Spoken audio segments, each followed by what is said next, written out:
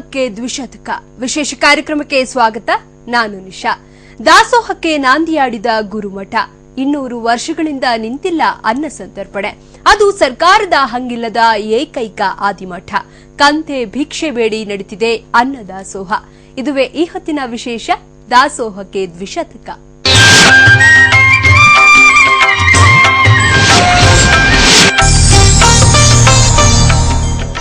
ಇಂದು ಎಲ್ಲಾ ಮಠಗಳಲ್ಲೂ ಅನ್ನದಾಸೋಹ ಸಾಮಾನ್ಯ. ಅದೇ ರೀತಿ ಸರ್ಕಾರ ಕೂಡ ಶಾಲಾ ಮಕ್ಕಳಿಗೆ ಬಿಸಿಯೂಟ ನೀಡಿ ದಾಸೋಹ ಕಾರ್ಯ ಮಾಡುತ್ತಿದೆ. ಆದ್ರೆ ನಿಮ್ಗೆ ಗೊತ್ತಾ, ಈ ಅನ್ನದಾಸೋಹ ಸಂಸ್ಕೃತಿ ಹುಟ್ಕೊಂಡಿದ್ ಹೇಗೆ? ಅದನ್ನ ಹುಟ್ಟುಹಾಕ್ತೋರು ಯಾರು ಅನ್ನೋದು ಖಂಡಿತ ಗೊತ್ತಿರ್ಲಿಕ್ಕಿಲ್ಲ ಅನ್ಕೋತೀವಿ. ಅದೇ ಕಾರಣಕ್ಕೆ ಆ ದಾಸೋಹ ಸೇವೆ ಹುಟ್ಟಿದ ಪುಣ್ಯ ಕ್ಷೇತ್ರಕ್ಕೆ ಇವತ್ತು ನಾವು ನಿಮ್ಮನ್ನ ಕರ್ಕೊಂಡು ಹೋಗ್ತಿದ್ದೀವಿ. ಬನ್ನಿ.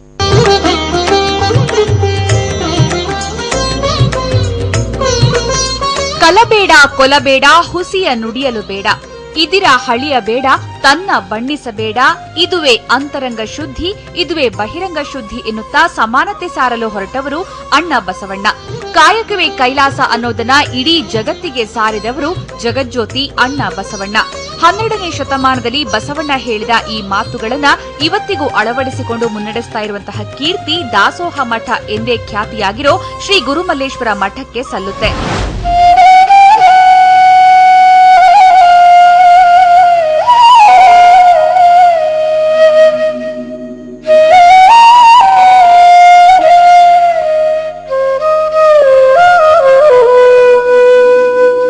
ಚಾಮರಾಜನಗರ ಜಿಲ್ಲೆ ನಂಜನಗೂಡು ತಾಲೂಕಿನ ದೇವನೂರಿನಲ್ಲಿದೆ ಗುರುಮಲ್ಲೇಶ್ವರ ಮಠ. ಶ್ರೀ ಗುರುಮಠ ಸ್ಥಾಪನೆಯಾಗಿದ್ದು ಧರ್ಮ ಪ್ರಚಾರಕ್ಕಾಗಿ ಅಲ್ಲ, ಬದಲಿಗೆ ಹಸಿದ ಹೊಟ್ಟೆಗಳಿಗೆ ಅನ್ನ ನೀಡಲು. ಹಸಿದು ಬಂದು ಬೇಡಿದವರಿಗೆ ಜಂಗಮರೆ ಮನೆ ಮನೆ ಸುತ್ತಿ ದಾನಿಗಳು ನೀಡಿದ ಅನ್ನವನ್ನ ಸಹಪಂಕ್ತಿಯಾಗಿ ಕೂರಿಸಿ ಊಟ ಹಾಕೋದಕ್ಕೆ.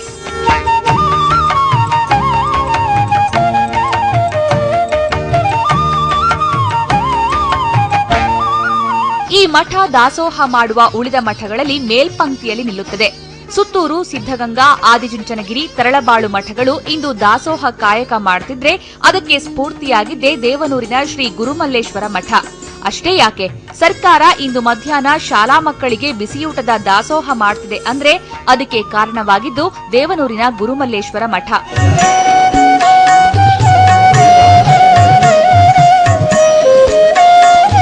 ಮೈಸೂರಿನಲ್ಲಿದ್ದ ಗುರುಮಲ್ಲೇಶ್ವರರು ದೇವನೂರಿಗೆ ಬಂದು ನೆಲೆಸಿದ್ದು ಕ್ರಿಸ್ತ ಶಕ 1800ರಲ್ಲಿ. ಆ ವೇಳೆಗೆ ದಾಸೋಹ ಎಂಬ ಪದ್ಧತಿಯನ್ನ ಅಳವಡಿಸಿಕೊಂಡ್ರು. ಹಸಿದವರಿಗೆ ಅನ್ನ ನೀಡುವುದೇ ನಿಜವಾದ ಧರ್ಮ ಎಂದು ಹೇಳಿಕೊಟ್ಟವರು ಗುರುಮಲ್ಲೇಶ್ವರರು. ಜೊತೆಗೆ ಕಾಯಕ ಮಾಡದೆ ಊಟ ಮಾಡುವುದು ತಪ್ಪೆಂದು ಹೇಳಿದವರು ಗುರುಮಲ್ಲೇಶ್ವರರು. ದಾಸೋಹ ಎಂಬ ಪದ್ಧತಿಗೆ ಮುನ್ನುಡಿ ಬರೆದ ಗುರುಮಲ್ಲೇಶ್ವರರು ಲಿಂಗೈಕ್ಯ ಆಗಿದ್ದರೂ ಅವರ ಹೆಸರು ಮಾತ್ರ ಅಜರಾಮರವಾಗಿದೆ.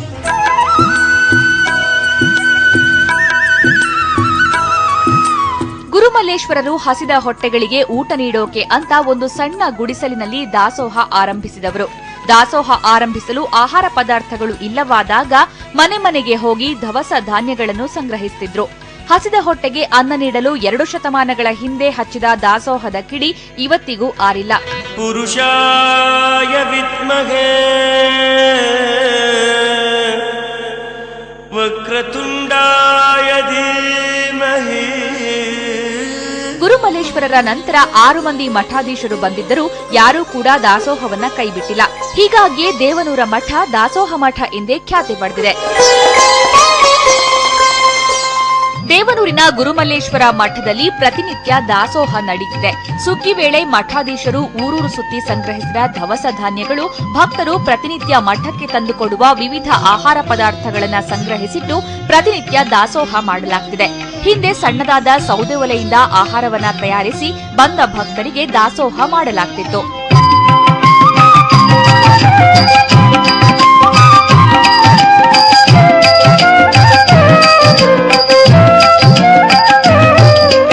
ಪ್ರತಿ ಒಂದು ವಾರದಲ್ಲಿ 15 ದಿನಕ್ಕೆ 20 ದಿನಕ್ಕೆ ಈ ಥರ ಎಲ್ಲ ಬರ್ತಾ ಇರ್ತೀವಿ. 3 ಕಡೆಯಿಂದನೂ ಇದೆಲ್ಲ ಕಡೆಯಿಂದನೂ ಬಂದು ನೋಡ್ತಾ ಇರ್ತಾರೆ ಜನ. ಗುರುಗಳ ಆಶೀರ್ವಾದ ಪಡ್ತಾರೆ. ಅದನ್ನು ನಾವೆಲ್ಲ ಈಗ ಬಂದು ಹೋಯ್ತಾ ಇದ್ದೀವಿ. ಇವಾಗ ದಾಸೋಹ ಈಗ ಬಂದಿದ್ದೀವಿ ನಾವು. ಈಗ ಆಲ್ರೆಡಿ ಊಟ ಇದೆ, ಹಾಕೊಡ್ತಾರೆ. ಪೂಜೆ ಮಾಡಿಸ್ಬಿಟ್ಟು ಪ್ರಸಾದ ಮಾಡ್ಕೊಂಡು ಹೋಯ್ತೀವಿ. ಪ್ರತಿನಿತ್ಯ ಸಹಸ್ರಾರು ಸಂಖ್ಯೆಯಲ್ಲಿ ಭಕ್ತರು ಬಂದು ಗುರುಮಲ್ಲೇಶ್ವರರ ದರ್ಶನ ಪಡೆದು ದಾಸೋಹ ಮಾಡಿಯೇ ಹೋಗ್ತಾರೆ.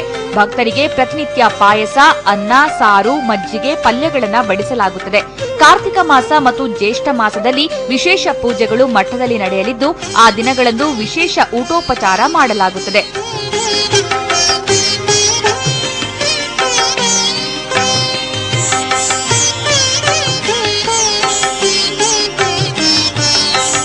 ದರ್ಶನಕ್ಕಾಗಿ ಬರುವ ಭಕ್ತರು ಭತ್ತ, ರಾಗಿ, ಜೋಳ, ಕಾಯಿ, ತರಕಾರಿ ಪದಾರ್ಥಗಳನ್ನು ತಂದುಕೊಡ್ತಾರೆ. ಇವುಗಳು ಕೆಡದಂತೆ ಸಂಗ್ರಹಿಸಿ ಇಡಲಾಗುತ್ತದೆ.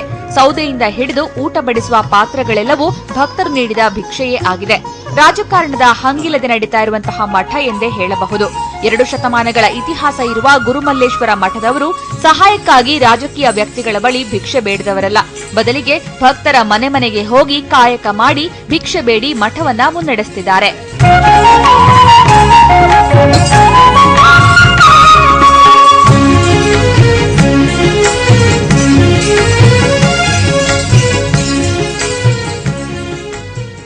ಎರಡು ಶತಮಾನಗಳ ಹಿಂದೆ ಅನ್ನದಾಸೋಹ ಸಂಸ್ಕೃತಿಗೆ ನಾಂದಿ ಹಾಡಿದ ಗುರು ಮಲ್ಲೇಶ್ವರರ ಹಿಂದೆಯೂ ನೂರಾರು ರೋಚಕ ಕಥೆಗಳಿವೆ. ಅವತ್ತಿನ ಕಾಲದಲ್ಲೇ ಮೂಢನಂಬಿಕೆಯ ವಿರುದ್ಧ ಧ್ವನಿ ಎತ್ತಿದ ಗುರುಗಳು ಇವತ್ತು ಲಕ್ಷಾಂತರ ಭಕ್ತರನ್ನ ತನ್ನ ಮಠದತ್ತ ಸೆಳೆದಿದ್ದಾರೆ. ಹಾಗಾದ್ರೆ ಆ ಗುರುಮಲ್ಲೇಶ್ವರರ ಇತಿಹಾಸವೇನು? ಅವರು ದೇವನೂರಿಗೆ ಬಂದು ನೆಲೆಸಿದ್ದೇಕೆ? ಆ ಇಂಟ್ರೆಸ್ಟಿಂಗ್ ಸ್ಟೋರಿ ಇಲ್ಲಿದೆ ನೋಡಿ.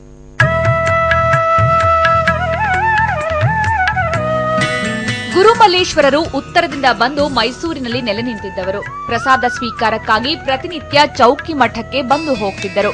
ಮೂಢನಂಬಿಕೆ, ಮಾಟ ಮಂತ್ರಗಳ ವಿರುದ್ಧ ಧ್ವನಿ ಎತ್ತುತ್ತಿದ್ದವರು ಗುರುಮಲ್ಲೇಶ್ವರರು. ಒಂದು ದೇವನೂರು ಗ್ರಾಮದ ಪಟೇಲ್ ಸುಬ್ಬೇಗೌಡರ ಹೆಂಡತಿ ಶಂಕರಮ್ಮಗೆ ಹಿಡಿದಿದ್ದ ಬ್ರಹ್ಮ ಪಿಶಾಚಿಯನ್ನ ತಮ್ಮ ಶಕ್ತಿಯಿಂದ ಹೋಗಲಾಡಿಸುತ್ತಾರಂತೆ.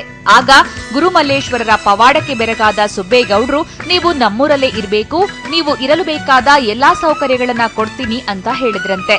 ಅದಕ್ಕೆ ಒಪ್ಪಿದ ಗುರುಮಲ್ಲೇಶ್ವರರು ದೇವನೂರಲ್ಲೇ ನೆಲೆ ನಿಂತರು ಅನ್ನೋ ಐತಿಹ್ಯವಿದೆ. ಆಧ್ಯಾತ್ಮ ಸೇರಿದಂತೆ ವೈಜ್ಞಾನಿಕ ವಿಷಯಗಳ ಬಗ್ಗೆ ಮಾಹಿತಿ ನೀಡುತ್ತಾ ವೈಚಾರಿಕ ವಿಚಾರಗಳನ್ನ ಬಿತ್ತತೊಡಗಿದ ಗುರುಗಳಿಗೆ ಮನಸೋತ ಹಲವರು ಇವರ ಭಕ್ತರಾಗ್ತಾರೆ. ಇವರಲ್ಲಿ ಭಿಕ್ಷದ ರಾಚಪ್ಪಾಜಿ ಮಹಾಸ್ವಾಮಿಗಳು ಪ್ರಮುಖರು.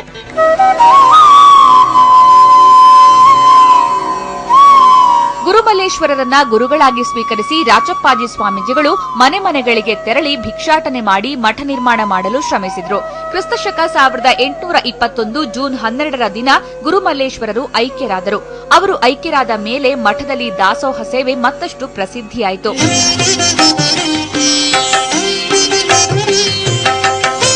ಇವತ್ತು ಎಲ್ಲಾ ಮಠಗಳಲ್ಲೂ ದಾಸೋಹ ಕಾರ್ಯ ನಡೀತಿದೆ ಅಂದ್ರೆ ಅದಕ್ಕೆ ಸ್ಫೂರ್ತಿಯಾಗಿದ್ದೇ ಈ ಗುರುಮಲ್ಲೇಶ್ವರ ಮಠ. ಇಂತಹ ಮಠದಲ್ಲಿ ಸತತ 200 ವರ್ಷಗಳಿಂದಲೂ ಕಂತೆ ಭಿಕ್ಷೆ ಪದ್ಧತಿ ಇಂದಿಗೂ ನಡೀತಾ ಇದೆ. ಕಂತೆ ಭಿಕ್ಷೆ ಅಂದ್ರೆ ಮಠದ ಜಂಗಮರೊಬ್ರು ಮನೆ ಮನೆಗೆ ಹೋಗಿ ಭಿಕ್ಷೆ ಎತ್ತೋದನ್ನ ಕಂತೆ ಭಿಕ್ಷೆ ಅಂತಾರೆ. ಕಂತೆ ಭಿಕ್ಷೆ ವೇಳೆ ಸಂಗ್ರಹವಾದ ಪ್ರಸಾದವನ್ನ ಮಠದಲ್ಲಿ ವಾಸವಾಗಿರುವ ಜಂಗಮರಿಗೆ ಉಣಬಡಿಸಿ ನಂತರ ಮಠದ ದಾಸೋಹದಲ್ಲಿ ಭಕ್ತರಿಗೆ ದಾಸೋಹ ಮಾಡಲಾಗುತ್ತದೆ. ಕಂತೆ ಭಿಕ್ಷೆ ಪ್ರತಿನಿತ್ಯ 2 ಬಾರಿ ನಡೆಯುತ್ತೆ. ಮಧ್ಯಾಹ್ನ 12 ಗಂಟೆಯಿಂದ 1 ಗಂಟೆಯವರೆಗೆ ನಡೆದ್ರೆ ಸಂಜೆ 8 ಗಂಟೆಯಿಂದ 9 ಗಂಟೆಯವರೆಗೂ ನಡೆಯುತ್ತೆ. ಕಂತೆ ಭಿಕ್ಷೆಯನ್ನ ಎಲ್ಲಾ ಜಂಗಮರು ಮಾಡುವಂತಿಲ್ಲ. ಮಠದಿಂದ ನೇಮಕವಾದ ಜಂಗಮರೇ ಬೆಳಗ್ಗೆ ಎದ್ದು ಸಂಧ್ಯಾ ವಂದನೆ ಮುಗಿಸಿ ಪೂಜಾ ಕೈಂಕರ್ಯಗಳನ್ನ ನೆರವೇರಿಸಿ ದೇವರ ಪ್ರಸಾದ ಸ್ವೀಕರಿಸಬೇಕು. ನಂತರ ಮಧ್ಯಾಹ್ನದ ವೇಳೆಗೆ ಕಂಬಳಿ ಹೊದ್ದು ದೇವಾಲಯದಿಂದ ಹೊರಟು ಮನೆ ಮನೆಗೆ ತೆರಳಿ ಭಿಕ್ಷೆ ಮಾಡಬೇಕು. ಭಿಕ್ಷೆ ಬೇಡುವ ಮೊದಲ 1 ಗಂಟೆಯಿಂದ ಭಿಕ್ಷೆ ಮುಗಿಯುವವರೆಗೂ ಯಾರೊಂದಿಗೂ ಮಾತನಾಡುವಂತಿಲ್ಲ.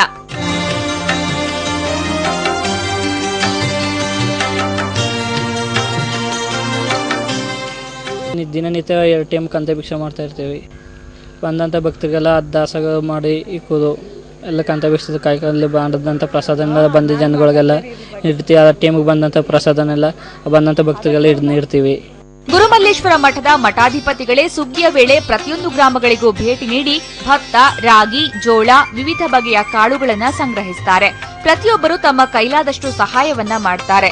ಸುಗ್ಗಿ ವೇಳೆ ಲಾರಿಗಟ್ಟಲೆ ಆಹಾರ ಧಾನ್ಯಗಳು ಮಠಕ್ಕೆ ಬಂದು ಸೇರುತ್ತವೆ. ಅಷ್ಟೇ ಅಲ್ಲದೆ ವರ್ಷಪೂರ್ತಿ ರೈತ ಬೆಳೆದ ದವಸ ಧಾನ್ಯಗಳನ್ನ ಮಠಕ್ಕೆ ಎತ್ತಿಟ್ಟು ನಂತರ ಬಳಸುವ ಪದ್ಧತಿ ದೇವನೂರು ಮಠದ ಸುತ್ತಮುತ್ತಲ ಗ್ರಾಮಗಳಲ್ಲಿ ಇಂದಿಗೂ ಇದೆ.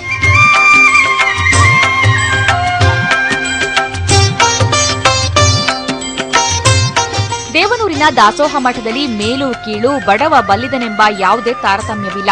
ಇಲ್ಲಿ ನಡೆಯುವ ದಾಸೋಹಕ್ಕೆ ಭಿಕ್ಷುಕ ಬರಲಿ ಶ್ರೀಮಂತ ಬರಲಿ ಎಲ್ಲರಿಗೂ ಒಂದೇ ಜಾಗದಲ್ಲಿ ಒಂದೇ ಊಟ.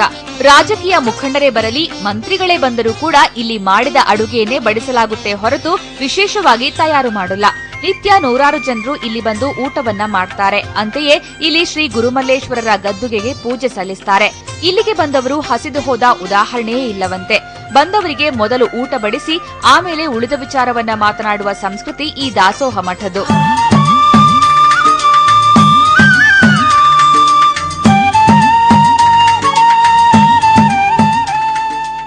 ನೋಡಿದ್ರಲ್ಲ, ದೇಶದ ಯಾವ ಪ್ರಜೆಯೂ ಹಸಿವಿನಿಂದ ಬಳಲಬಾರದು ಅಂತ ಕೇಂದ್ರ ಸರ್ಕಾರ ಆಹಾರ ಮಸೂದೆಯನ್ನ ಜಾರಿಗೆ ತಂದಿದೆ. ಆದ್ರೆ ಆ ಮಸೂದೆಗೂ 200 ವರ್ಷಗಳ ಹಿಂದೆ ದಾಸೋಹ ಮಠ ಹಸಿದವರ ಹೊಟ್ಟೆ ತುಂಬಿಸೋ ಕಾಯಕ ಹುಟ್ಟುಹಾಕಿದೆ. ಇದೇ ಈ ಹೊತ್ತಿನ ವಿಶೇಷ. ನಿರಂತರ ಸುದ್ದಿಗಾಗಿ ನೋಡ್ತಾ ಇರಿ TV9.